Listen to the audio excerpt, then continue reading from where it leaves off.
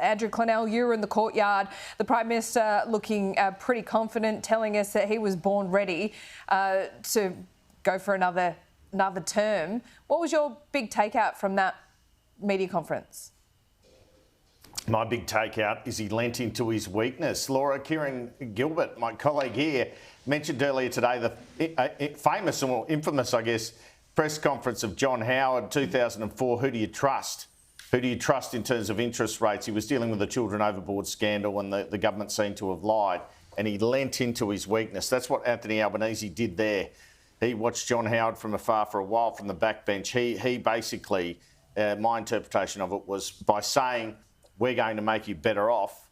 And I asked about, all Australians are worse off. He was leaning into that weakness. And I think Peter Dutton knocking back the tax cuts has given him a little window in terms of doing that. But it's a hard sell given the $275 power bill promise. Now, what I can tell you is the Prime Minister, I don't believe, having done that presser, having had all that for the TVs this evening, he won't be travelling today. My understanding is he'll head out on the road tomorrow.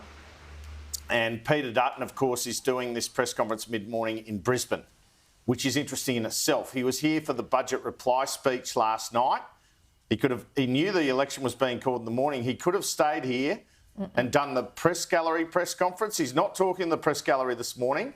He's straight out on the road. And that's fair enough. That's his prerogative. But it is a choice, and it's an interesting choice. But look, I think the government starts with some confidence. They think the polls have improved with them in recent weeks.